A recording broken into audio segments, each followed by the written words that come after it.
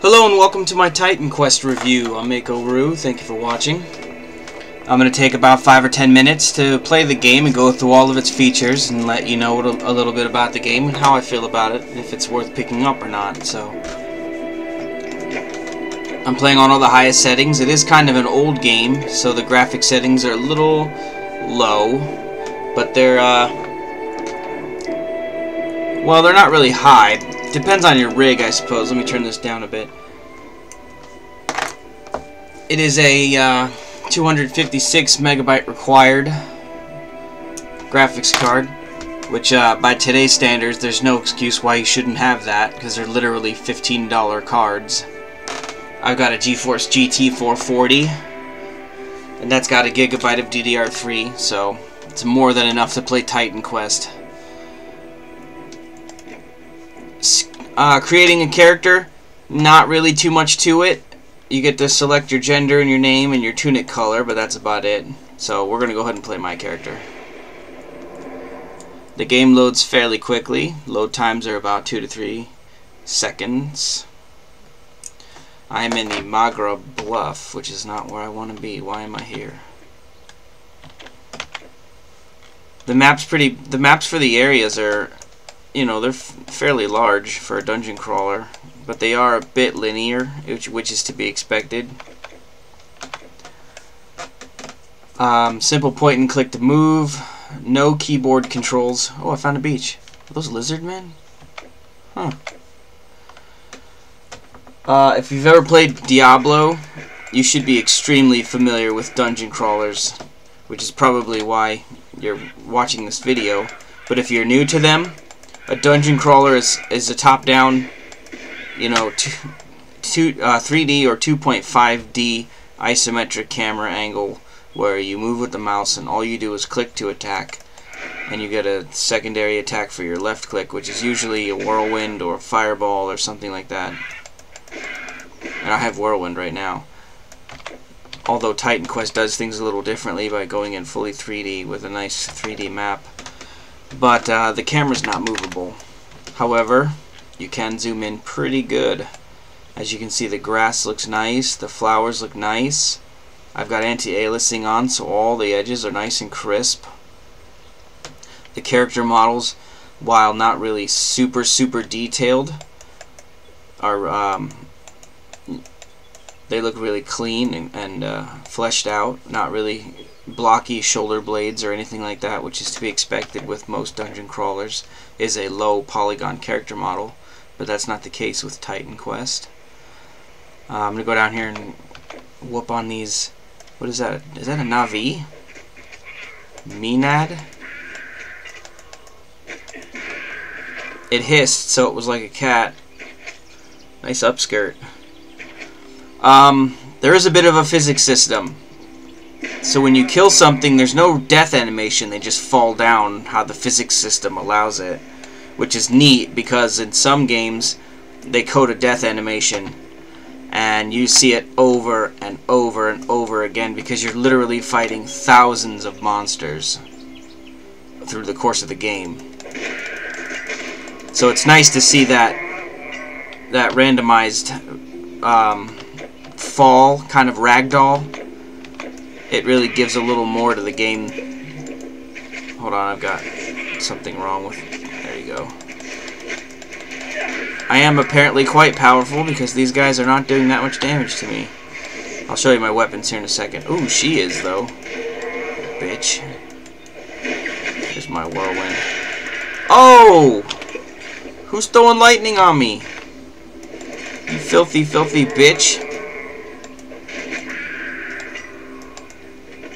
Open this chest here. The physics system, when it opens the chest, it likes to throw the items out, I guess to make it look dramatic. Or to separate them properly. I'm not sure. But sometimes if you're in a small area, like a corner of a dungeon, it'll throw them out kind of violently. And they'll hit the wall or land on a, you know, like the sarcophagus they came out of. She has a nice booty. Too bad she's dead.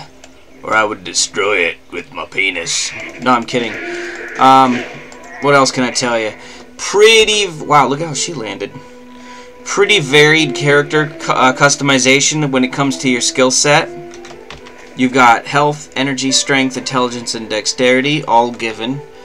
The difference between this dungeon crawler and Diablo is that I can set my health with points that I've earned through leveling up, instead of having it level with me retroactively.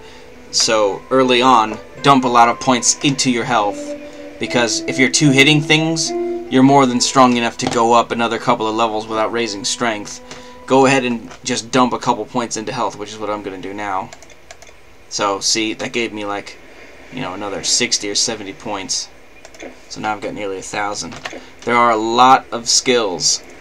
There are Storm, Earth, Warfare, Spirit, Defense, Nature, Hunting, and Rogue.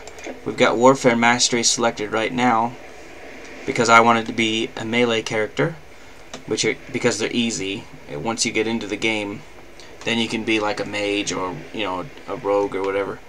Warfare Mastery is the level of how can I word it? I'm sounding my brain's breaking. It's how high the level you are in the skill of War Mastery. And as it goes up, you unlock different tiers of skills. The circle ones are passive. The square ones are actual combat skills like Warwind and War Horn, which is like a shout. Battle Standard, throw down a mighty standard to embolden the hearts of nearby allies. Onslaught, Battle Rage, Weapon Training, which is what I want to max out right now. So max that out. That gives me more offensive ability and attack speed, which is always good. You shouldn't be really worried about hitting super hard. You should be worried about hitting accurately and hitting often. So I've got Weapon Training set. Warfare Mastery gives you plus 20 strength, dexterity, and 400 health. As it goes up, I'm sure it raises as it gets to level 32. Mine's only level 10 right now. At level 8, you get to select a second mastery. I'm going to pick Earth. Now, this is a magic class, which I don't plan on using. The only thing that I want from it is Earth Enchantment, which imbues your weapons and the weapons of nearby allies with the power of rock and flame. I should have saved a skill point, because it requires 1 in Earth Mastery. But it does. Ooh, Flame Surge. 3 jets of flame erupt from the caster's hands, each inflicting incinerating fire damage to enemies. That was a tongue twister. So I'll have to wait till next level to get Earth Enchantment. But there's Crushing Blow, Battle Standard, Bleed, Rend Armor, Standard Dungeon Crawler skills. Let me show you my weapons and armor. I've got 2 unique weapons. One is the Smith's Hammer. It does 27 to 38 damage, plus 25% damage, 6 to 9 fire damage, plus 10% armor protection, and plus 8 strength. I've got something called Heart of the Mountain, which gives me lots of health, and another unique weapon called Trader's Shiv. Unique weapons are few and far between in this game, so don't expect to find too many early on. I'm pretty sure it opens up later as you go. Those look like those things from World of Warcraft. I forget what they're called. Z displays all the items on the ground so you can easily pick them up. Hello, little lizard creatures. I'm here to kill your families. The game has been pretty linear so far. It really doesn't hold you by the hand. And in terms of being a theme park, but you do go in one direction. So far, I don't know if it gets better as it goes on, because like I said, I'm only level 8. I've probably only been playing for about a few, 2 or 3 hours. The level progression is a little slow. There's a bit of varying in on the monsters. There's satyrs and boars and centaurs. It really sticks to Greek mythology. I met a naiad not too long ago, which is a water spirit, which are very, I guess they're supposed to be mischievous in Greek mythology. They lured men into the water and then they would drown them. But some of them were helpful. And this one was helpful. I had to clean a spring out of spiders. They were tainting her water source, so she was weak. kind of linear in the choices you make. Like in Skyrim, I could have just killed her and let everyone suffer and said fuck it. But in a dungeon crawler, there's one goal, one direction. You don't really go back to where you've ever been to before. Like, I probably won't ever visit the first town again. But that's how it is with, you know, dungeon crawlers. It's go in this direction, get stronger, beat the bosses until you get to the last boss, and then you beat him.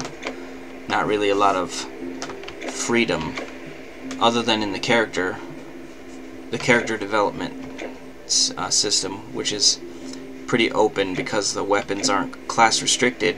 I could make a caster who also does melee damage. So, oh, I didn't want to pick that up. What am I doing? Misclick. Happens a lot. Where should I go? Oh, I can only go that way. Okay. Anyways, I've rambled on long enough. Pretty standard dungeon crawler. Titan Quest. You can find it on eBay for less than $10 if you know how to look. Pick it up if you want to play a nice dungeon crawler and you're disappointed with Diablo 3, or you don't want to play Fate. Thank you for watching. If you have any ideas for games for me to review, please leave them in the comment section.